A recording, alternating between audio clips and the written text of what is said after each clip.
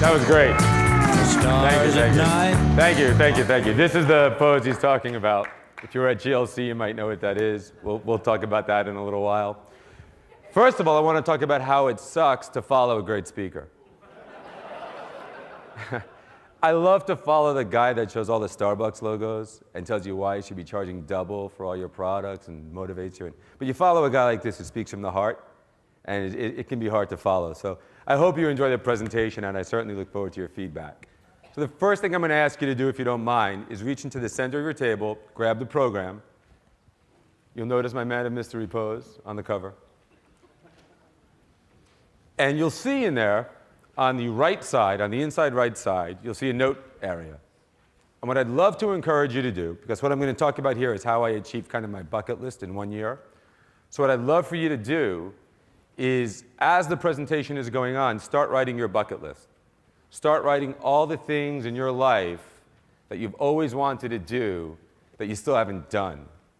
Okay? Can we get everyone to do that? Is that good? All right, great. So start writing that down.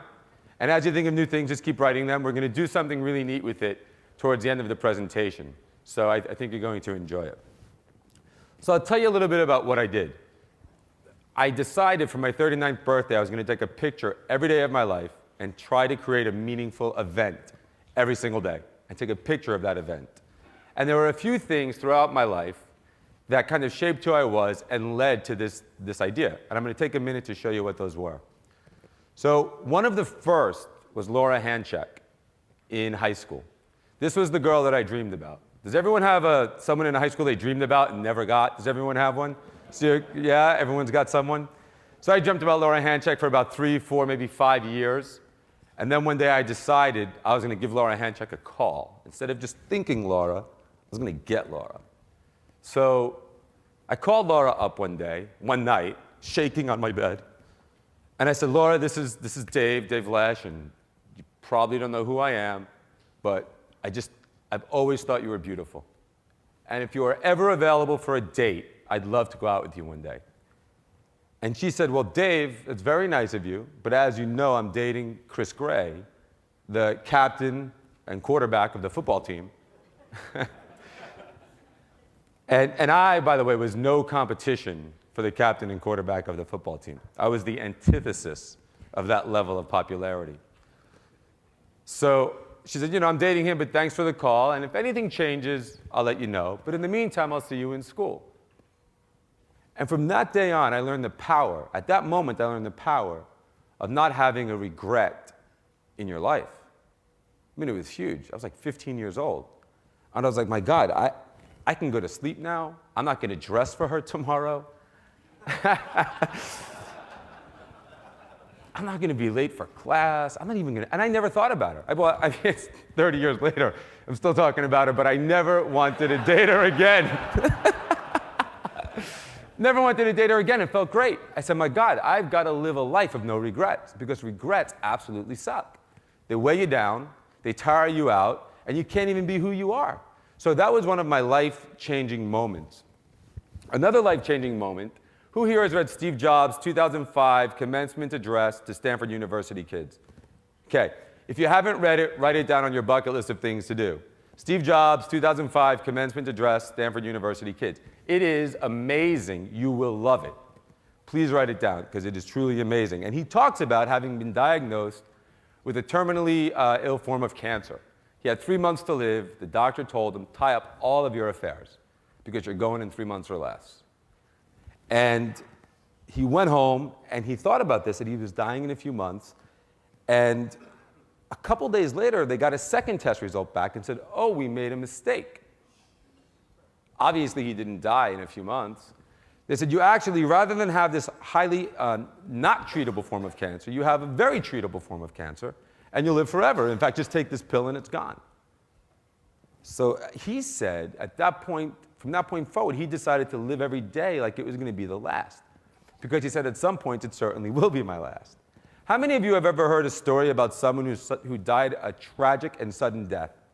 How many of you have ever heard that story, and then you say, as soon as that story is over, I'm going to live every day like it's the last. I'm going to just do it. Has everyone done that at some point? at least 5, 10 times. I've done it at least 10 or 20. What happens within 20 minutes? You totally forgot it ever happened. Right? I don't know anyone that's really ever changed after that kind of story. And so the second to last thing was Thanksgiving, sitting around the table, and we're going around the table, and the 13-year-old daughter of my friend opens up this Thanksgiving box of questions. This is a threat. It looks friendly, it looks benign, looks like fun around the Thanksgiving table. But to me, when they said, Dave, it's your turn, and the card says, what do you do to improve your community? I was like, oof, I don't do much to improve my community. To me, that was a threat. I felt kind of bad. I had to make up a lie. I was embarrassed in front of my kids. I was found out. Very embarrassing. And the last one was probably the most profound for me. My wife said to me, Dave, do you realize, and I had 3 kids, she said, if you died tomorrow, my kids were 7, 6, and 3 at the time, or 4 at the time. She said, do you realize if you died tomorrow, your kids would never know who you were? Now, who here has young kids? That was a pretty deep statement, because my life revolves around these 3 kids who collectively didn't weigh 50 pounds. I was like, my God, that's true. Like, if I died tomorrow, they'd have no idea who I was. And if they knew who I was, who would they even know? Right? So that was kind of deep. And so that's what prompted this idea. And I said, fine. I'm going to create a meaningful event in my life every day. I'm going to do it to capture the person who I am, become the person I've always wanted to be, so the next time that Thanksgiving question comes around, I've got an answer. Become the person I've always wanted to be, and leave a legacy for my kids and future generations. I want them to know who I am. So I'm going to take a picture every day of this meaningful event that I do every single day, build an album, and show them who I am. What I learned really quickly was that meaningful events don't happen in your life every day. Right? I mean, if you've got a lot going on in your life, and you take vacations, and you got kids, and you got birthdays, and everything else, you're lucky to find 100 days. 100 days. Which would still leave you with 265 days that you have to do something meaningful in your life in 1 year. Who here can think of 265 meaningful things to do in a year? It's pretty tough. And what I realized really quickly was that meaningful events only happen in your life if you make them happen. If you make them happen through effort. There's some coincidence that, as you'll see, there's some coincidence, but even the coincidence, most of the time, when I trace the coincidence back, there was some effort somewhere along the line.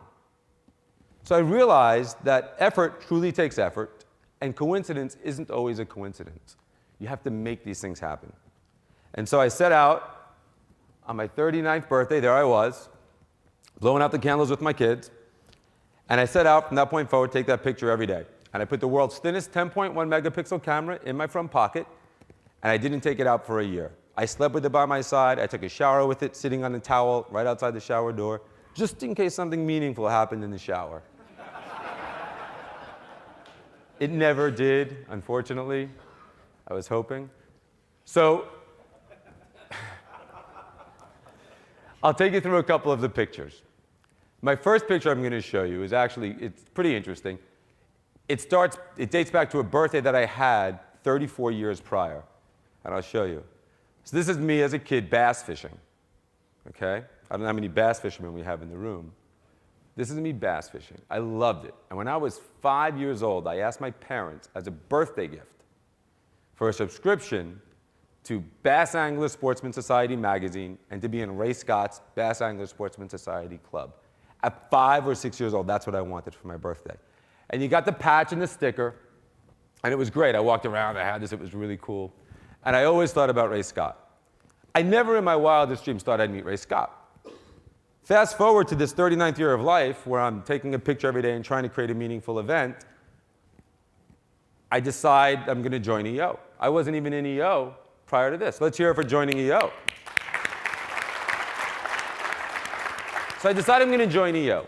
Then I'm in EO, and I get an email from the chapter administrator that we've got a Valentine's Day party coming up. Please let me know now if you want to be in the game, in the not-so-newlywed game, at the Valentine's Day party, so I can put your name in the ballot. So now I'm thinking, okay, I've got to create meaningful events. This is a no-brainer. Just put me on the stage. I'll check with my wife later. So, okay, so now I get to the Valentine's Day party. We almost didn't go because it was pouring rain. The kids had homework. I could have told you a million reasons why I wouldn't go. But again, got to create meaningful events every day. Get out there. We get out there. Sure enough, we get called on the stage. Then my wife and I, out of five couples in total, my wife and I win the not-so-newlywed game. How's that for you? Not bad. 7 out of 8 questions correct. 7 out of 8. Those signals worked out well, baby. She's right over there. 7 out of 8 correct. And the grand prize was a trip to the Houston Roundup. So now I'm thinking, okay, I wasn't planning on going to the Houston Roundup. I got a full day of work that day. I got a meeting. I got all these things. But you know what? Got to create meaningful events in my life. Went out to Houston, went over there, and who do I see on the schedule? Ray Scott. I was like, how the hell did that happen? I haven't even bumped into this guy or seen his name in 35 years. And there he is, right on the schedule. And I look across the room, and there he is.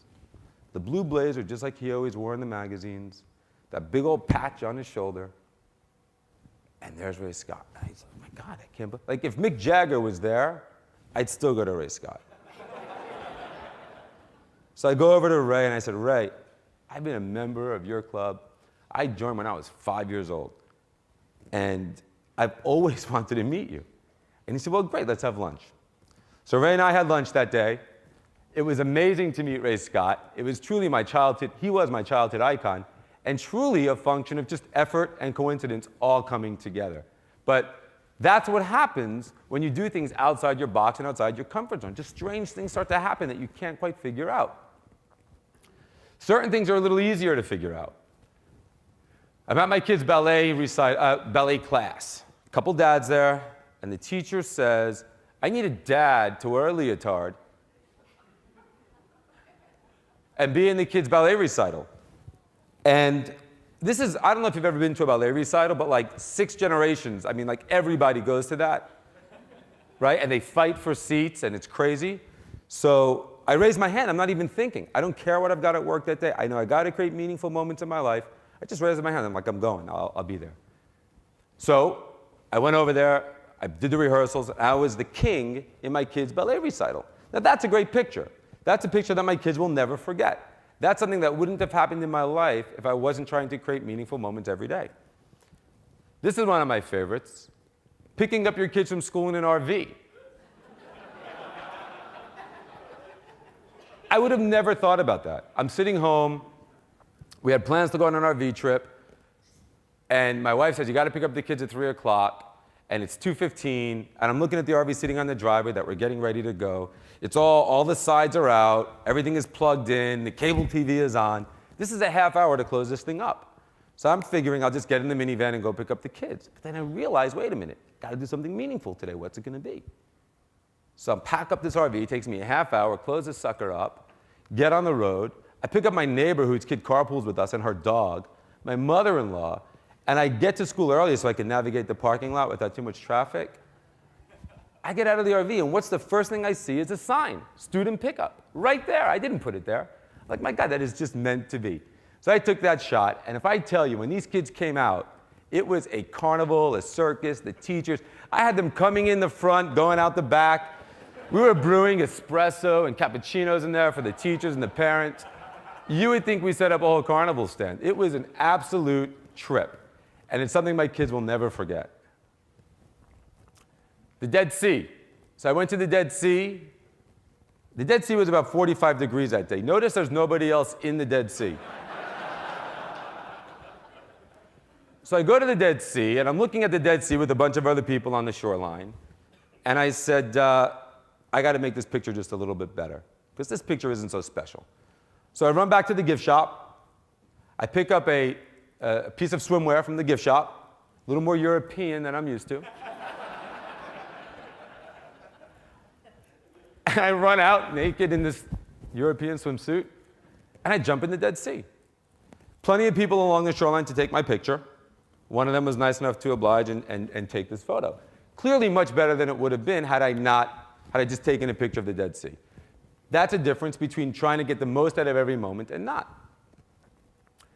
So my wife is in New York. I'm with my wife in New York, and she says, Dave, I'm here in a hotel, and Gary Kasparov is here with me.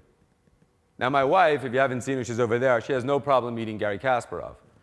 She doesn't have to play chess, doesn't have to do a lot, just be herself and walk in the lobby. Gary Kasparov starts talking to her. Great. So she says, can you get over here in 5 minutes? I'm like, you know what? I don't know if I can get there, because even though I'm only 5 minutes away, if I go this way, the reality is in New York, there's so much traffic and everything else that if I go the correct way and I don't do anything illegal, I'll never get there on time. It'll take me 40 minutes. There's traffic, there's signs, everything is one way. So she says, well, Gary can only stay for another 5 or 10 minutes. So I realized, all right, I'll have to back up down a one-way street through traffic backwards. But I've played video games, I can do that. Then I've got to make an illegal U-turn and then double park outside the hotel. Is it worth it? I said, well, wait a minute. I've got a camera in my pocket. What am I doing meaningful today? What's my picture of the day? So I said, you know what? I'm going to go do it. I got a ticket. It wasn't the worst thing that ever happened to me. And there I am with Gary Kasparov that day. Absolutely fantastic. Now, I'm a chess player. I've loved chess since I was a kid. I challenged Gary, and at some point, Tim and I will play. He said, you know what? I've got 5 minutes. Just let me know whenever you have time. I'd be happy to play. So that was a lot of fun. Just a fun year. And all these things are in 1 year. Like, my life hasn't been this exciting, short of marrying my wife and having kids, hasn't been this exciting in 30 years. And all this stuff happens in this concentrated period of time. So the next morning, I go to bed that night. I'm like, what do I have tomorrow? Tomorrow, I'm flying back to Dallas. I've got an early flight. It'll be the usual stuff when I get back to Dallas. I don't know what's going to be picture-worthy that day. Let me get up and go to 9/11, pay my respects, go to the ground zero. Then I do the math. I'm like, you know what? If I do the math on this, I've got to be up at like 4 in the morning. Like, there's no way I can catch my flight and do ground zero unless I get up really early. Well, needless to say, I've got that camera in my pocket, got to do something meaningful. I said, all right, even though it's midnight now and I'll get 4 hours sleep, I'm going to go to bed, and I'm going to get up at 4 in the morning and go to ground zero. And I did. And I got to tell you, it was absolutely amazing, and I would have never gone if I wasn't trying to create something picture-worthy and meaningful that day. And if you look in the bottom right-hand corner of this picture, and you can't really see it that well, but there's 2 little red lights in the bottom right-hand corner. This is ground zero. Those 2 red lights are 10 stories below the surface of the earth. They are the back of a subway car. That was just really, really cool to see, so I really loved it. All right, so I'm 185 pounds when I start this program.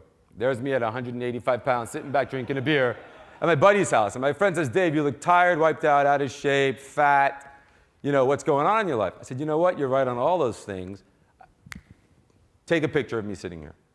Just take a picture of me at my worst. I'm going to make these changes ASAP, stat. Because that's what I'm doing this year. You know, I got to do meaningful things in my life. I'm going to get in shape. So he takes that picture of me. Within a couple weeks, I was on a raw diet. I lost over 20 pounds within months, very quick period of time. Started jogging. I always thought I'd make a good jogger, never really tried it. Worked out really well, got up to 4 or 5 miles a day. Got into yoga. I used to dream about that pose. I could not do this when I mean, I don't know how many people can go beyond this.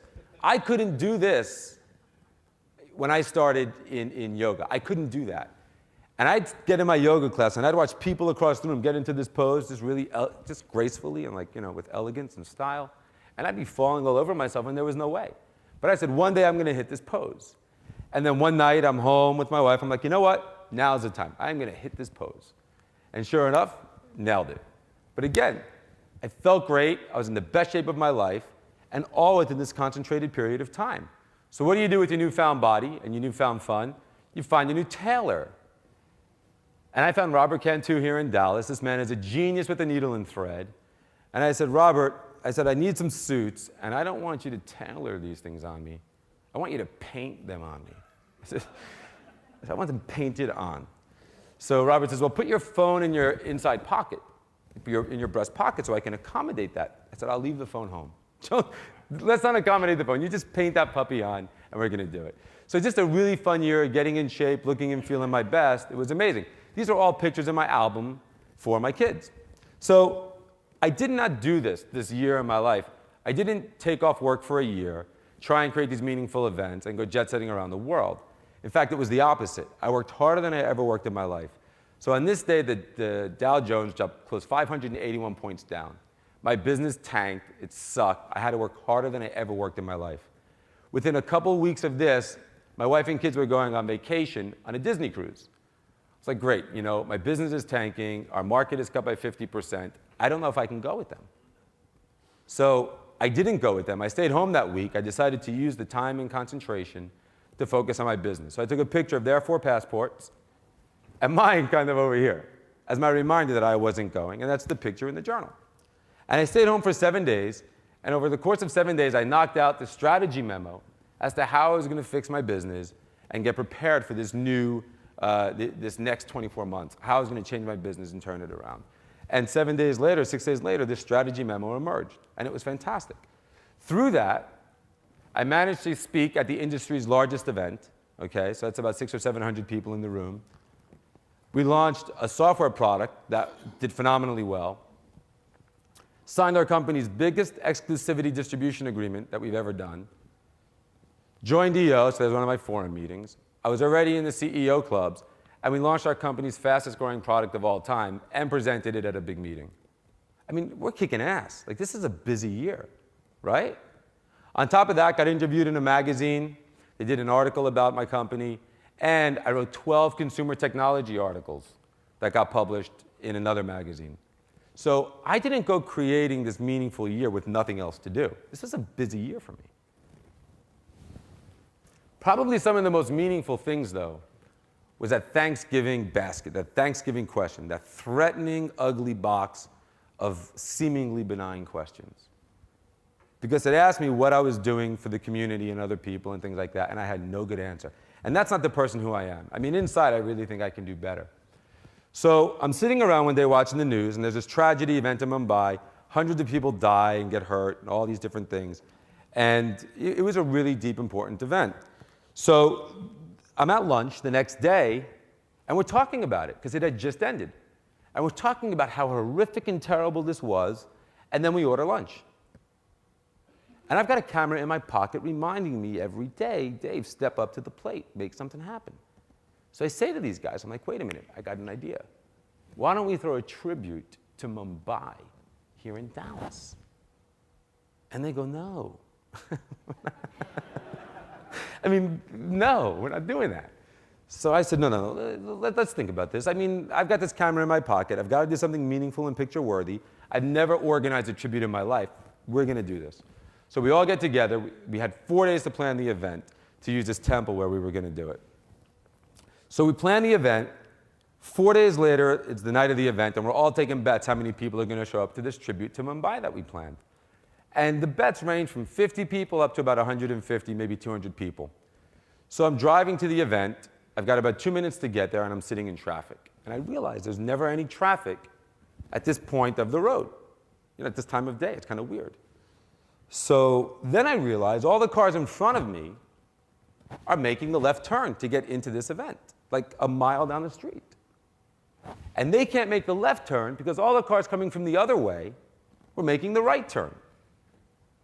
So I get to the event, I couldn't believe it. We had 750 people. The room only held 750, so I don't know how many even turned away. The press was there, celebrities, the politicians, you name it. I was shocked at the difference, first of all, how impactful this was. We had people speaking at it, how impactful it was in the community. And I said, my God, if we didn't just do this at lunch that day, if we didn't just decide to do something, this would have never happened. And that's the difference between taking a thought and converting it into action. And I realized really quickly how many things in my life I always say I want to do, and for some reason they don't get done. And why don't they get done? Because you go from a thought to inaction. And what are all the things that stop you from going from a thought to action? And it's always why I can't do it, why it's not me, why another day, why next year. But when you're trying to create a meaningful event in your life every single day, you just make it happen. There's nothing that takes your thought and tries to stop it. You're doing it. You got to get in a leotard on the stage at your kids' play? I'm in. You want to do an event like this? I'm in. This is amazing. My wife came into the kitchen the Saturday before this event, and she sees me writing the press release. She comes in pajamas, drinking a cup of coffee into the kitchen, sees me on the computer, looks over my shoulder and says, that doesn't make any sense. Get up, I'll do that. She writes the press release. After the event, about 2 or 3 days after the event, we saw online, around the world, other places, other temples were using, and in India, were using this press release. They were copying and pasting it to throw their own tributes in their own countries. We saw it in different languages. And she just came out like in her pajamas and coffee and did this on a Saturday morning in the kitchen. It took an hour. But we live in this kind of world where everything you want to do is just so possible and so scalable. It was amazing. So this is also one of my favorites. So this guy, George Bush talked yesterday about that, was it an orthopedic surgeon who wanted to go to Iraq? That was amazing. So we've got a guy who I heard about in our community, who I did not know, who is a heart surgeon, and without telling anybody, doesn't tell his wife and kids, his kids were older, married, but doesn't tell anyone, goes to the local recruiting office, prominent heart surgeon in Dallas, nice cushy life, goes to the local recruiting office and signs up for 5 years. He didn't even think they'd take him because of his age, but it turns out they took him.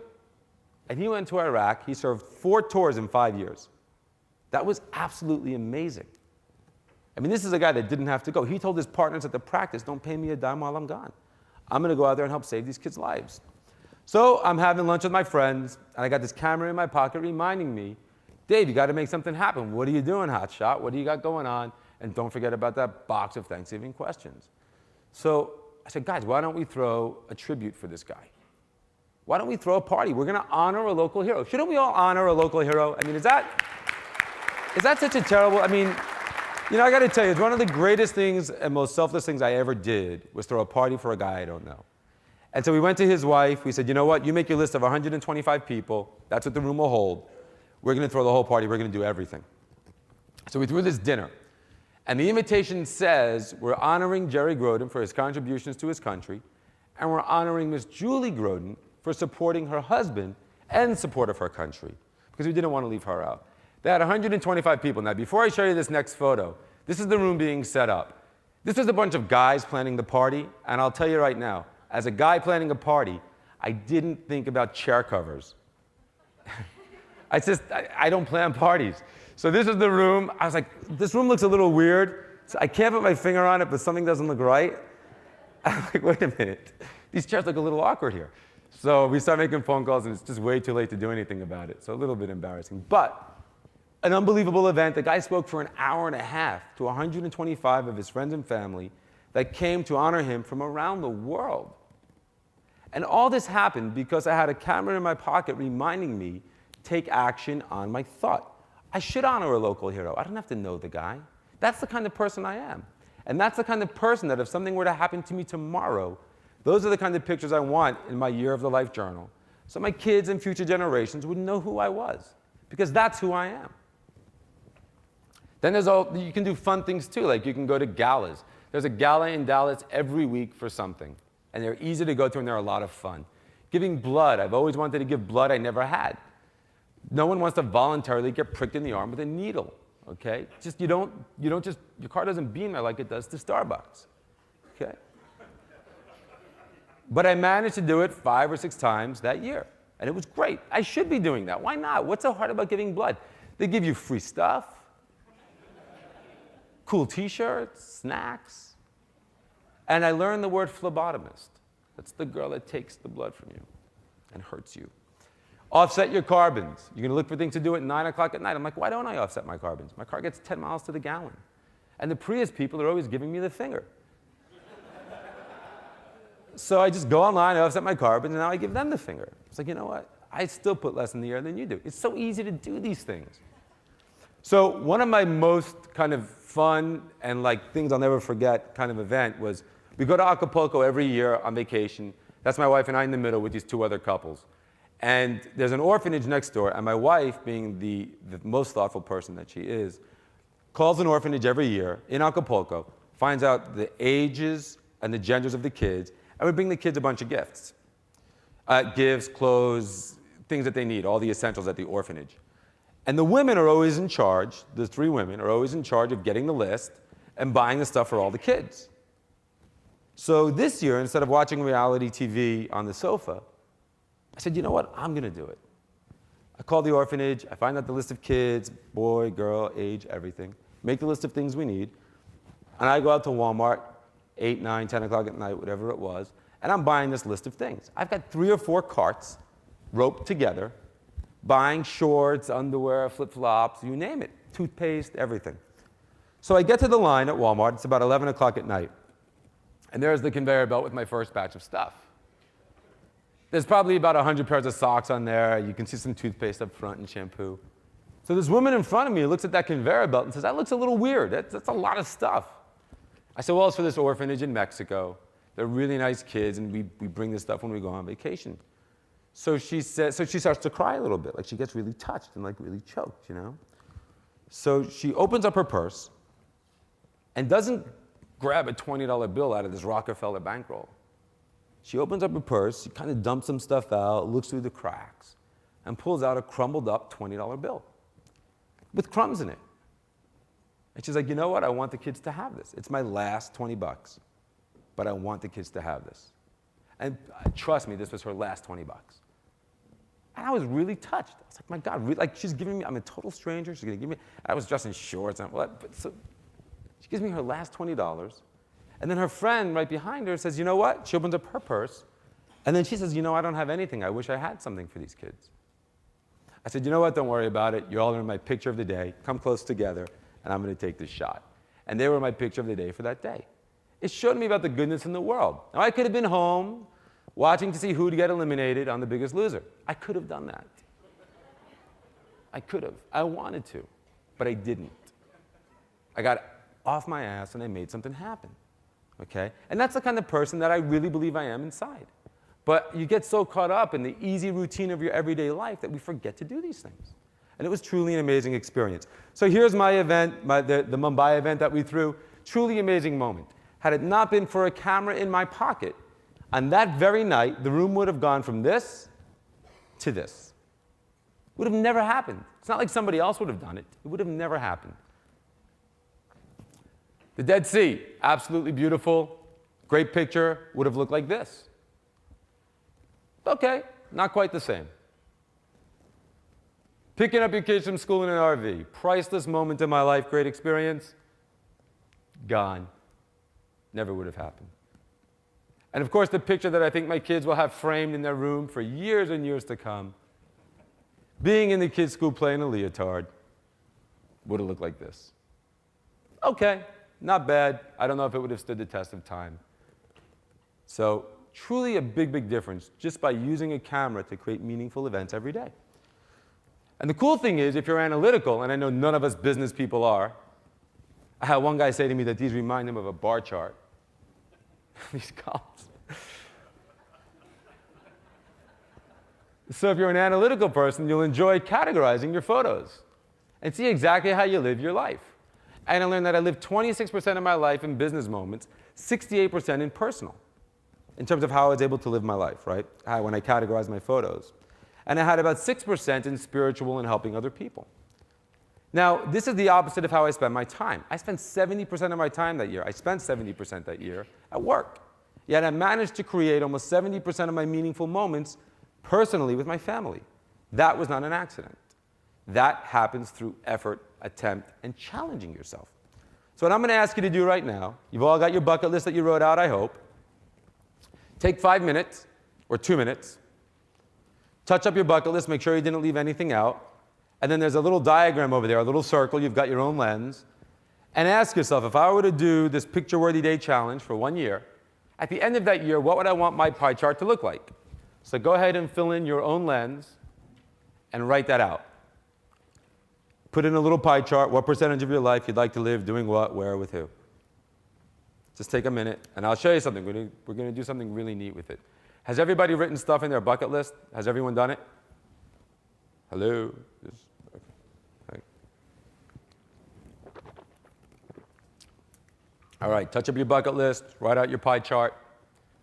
Now, don't say I didn't give you enough time to write your bucket list because I told you 30 minutes ago.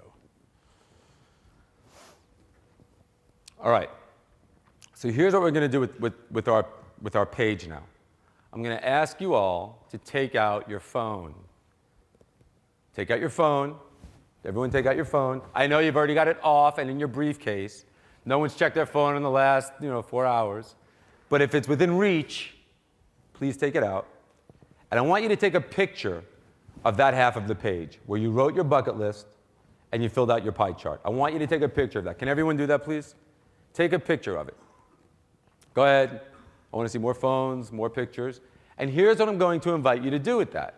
Send an email right now. As soon as you take that picture, I want you to send the picture to the email address at the top of the page, and that's me@pictureworthyday.com. And in the subject line for that email, I want you to write, if you were to start doing the Picture Worthy Day challenge, what day would you start, right? So May 13th, just write 05/13 or 14. Just write down what day you'd start, okay? In the subject line.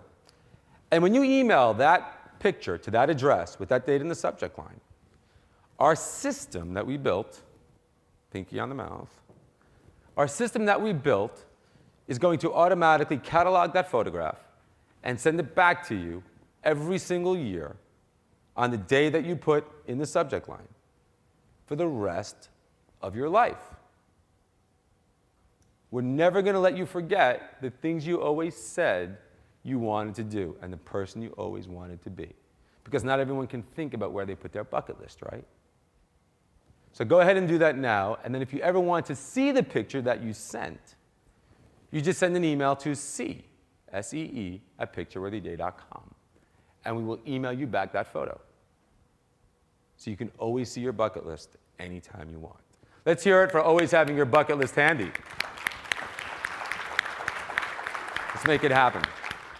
So is anybody going to start doing Picture Worthy Day? Is anyone here going to start it? I got one hand. Is anyone going to start today? Anyone? Right here? Come on up. I got something for you. You come on up. I'm going to wish you all the best. And I'm going to give you a special gift. Hey, somebody take a picture. Oh, don't worry. We got that covered. We've got a brand new Casio Excellium. Let's hear it. We're going to capture all your picture-worthy moments. And we're not going to hesitate. We're going to start right here and right now. Got a nice 2 gig card in there. Capture plenty of stuff. And we're going to ask Jeremy, since he's sitting front and center, to take your very first photo. There you go, big button, buddy. You and I are going to pose. Jeremy, you just tell us where it's going to look best. Is this good? Cheese. Frame. Oh, you want to do? You want to do one like? You want to do the frame with us? So here, we're going to do one like this. This is the frame. No. Fingers down. Fingers. We're framing. Cheese. All right. Let's hear it. Jeff, way to go. Make it happen. Make it happen. Here you go. Take your box, your warranty card. You want a bag? Yeah. You got it. Let's hear it for Jeff. Way to go, Jeff. We look forward to following your journey and learning about all your picture-worthy moments that you create in your life. Because I promise you, you'll have a lot of fun and you'll learn a lot. And just a couple of tips. For those of you that are doing this, whether it's today or tomorrow or whenever it is, the biggest tip I can give you is do not try to do it with your phone. Because your phone will never serve as a constant daily reminder that you have to create something meaningful in your life today. It's a phone. It's a reminder that you have to text message your friends, but not that you have to do something meaningful. And I think one of the things that made this project so possible for me to do and finish was I had that constant daily reminder. It was sitting in my pocket. It was sitting next to my phone. It was always there. And it was red. And it was a constant reminder. It's like, damn, I got to do something today too? Come on. So do not try to do it with the phone. A couple of people have tried. It's the quickest way not to succeed in this that I've found so far. Do it with a separate camera. And if you look on the back of your program, you'll find a little tip sheet, a couple of helpful tips. Some are obvious, some are not so obvious. But things like when you take out your disk to download your pictures, leave the camera door open. So the next time you go to pick it up, you remember that you took the disk out. I can't tell you all the times I went out to take a picture and I was like, uh-oh, problem here. So do that. So these are tips I found the hard way. And I found these tips through doing a total. In my effort to capture 365 photos, I actually took 9,000 photos in 1 year. Thank you. 9,000 photos in 1 year. So these days you can go out and get a 1 terabyte drive for $100. and just dump everything on there. Don't make any effort to delete the ones that aren't perfect. Just save them all. It's a lot of fun. So some other benefits. Having a camera in your pocket for 1 year, never leaving your side, is you can capture moments that you never expected to happen, or that you could never capture if you didn't have that camera at that time. For instance, my kid rides a bike for the very first time. After a week or two of practicing, she finally gets off on her own, and she starts to pedal. I'm like, oh my God, she's doing it, I can't believe it. And then I realized I've got the camera in my pocket. By this time, I had taken over 5,300 photos. I was a master. Put my hand in the pocket, my hand automatically goes into the strap. I'm turning it on with my thumb as I'm pulling it out. The lens is protruded by the time it gets to here. A snap, and I can go back in about 5 seconds. There it is, picture 5,354. I took this photo, turned the camera off, got it back in my pocket, and caught her before she fell. That's a hero. Thank you. Great photo, lots of fun to get it, and there she was, first time ever, so it was really great. Another unintended consequence of getting the most out of every day is my wife and I on vacation in Costa Rica. This was our 10-year anniversary, and as luck would have it, this was the day of the biggest fight of our life. Has that ever happened to you? Like, it's the most special kind of event, and now you're in the biggest fight of your life. You're like, oh crap, how did I do this? How do I back out of it? I don't understand. And we're sitting by the pool in Costa Rica, fighting, having a nice, miserable time on our 10th anniversary, and I'm an idiot. So I said, you know what, babe? I'm having a great time. Like, this fighting is fun. We're both pretty good at it. I said, I'm going to go take a cooking class. She says, a cooking class? What the hell are you talking about, you idiot? I said, no, I've got to do something picture-worthy today, and I'm not going to have another day of sitting by the pool doing nothing.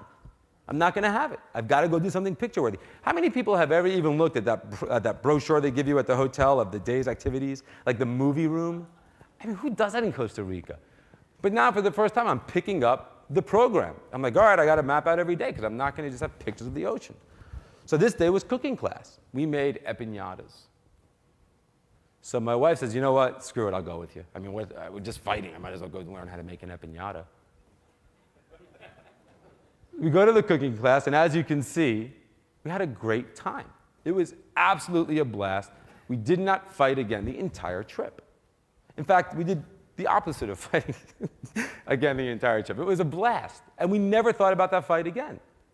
And we reflected on the difference it made trying to do something meaningful every day instead of just sitting around doing nothing, and how this was a totally unintended consequence of doing that.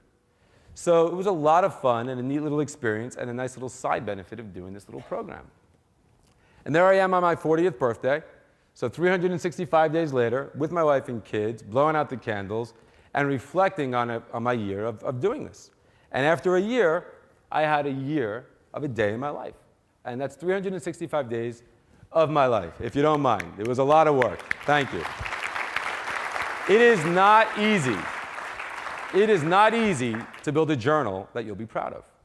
In the first 14 to 20 days, you start running out of stuff to do. You're like, wow, I've got 345 more days to go.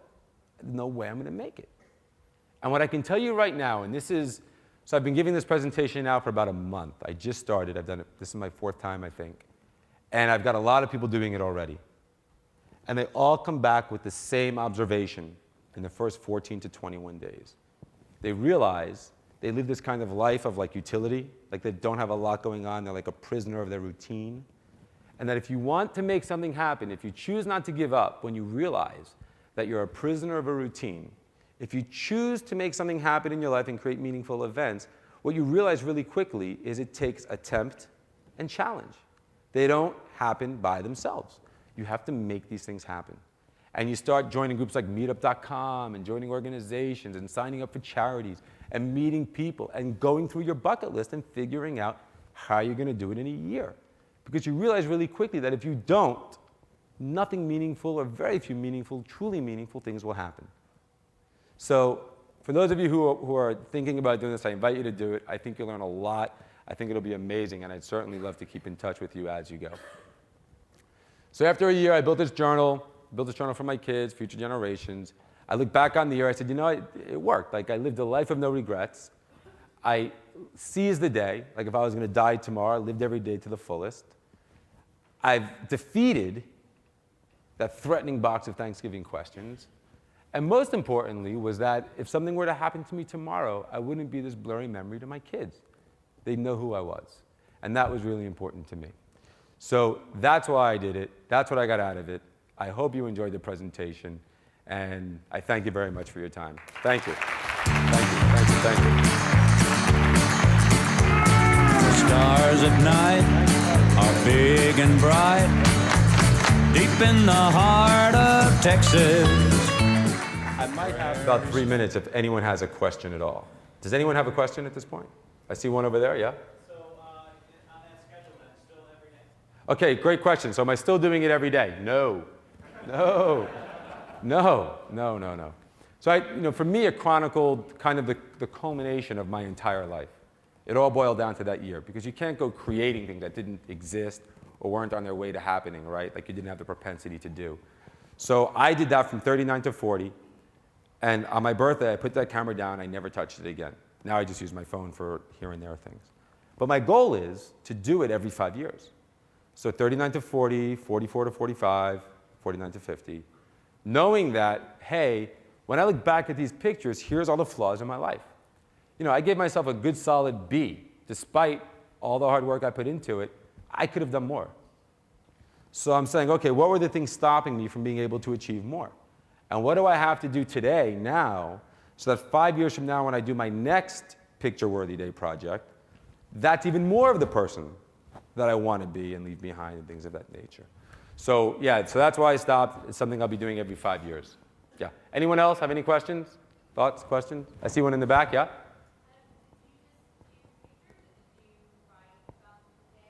Okay. Yeah, so she's asking if I just did pictures or if I wrote about it as well. So it's a lot of work doing pictures and writing about it. But the real value is in writing the stories that you leave behind, right? So I wrote the pictures, I wrote stories, and I still have to go back and think back about some of the stories and see if I need to add to them or what lessons I think those stories should represent. So I think the best value you can get out of it is if you take a picture, do it in a book, and then have a journal entry to go with it. And then, you can teach your kids or future generations lessons from that. So I think it's really powerful to do both. So again, I thank you for your time. Thank you very much. Enjoy the meeting. Thanks. Thanks. The stars at night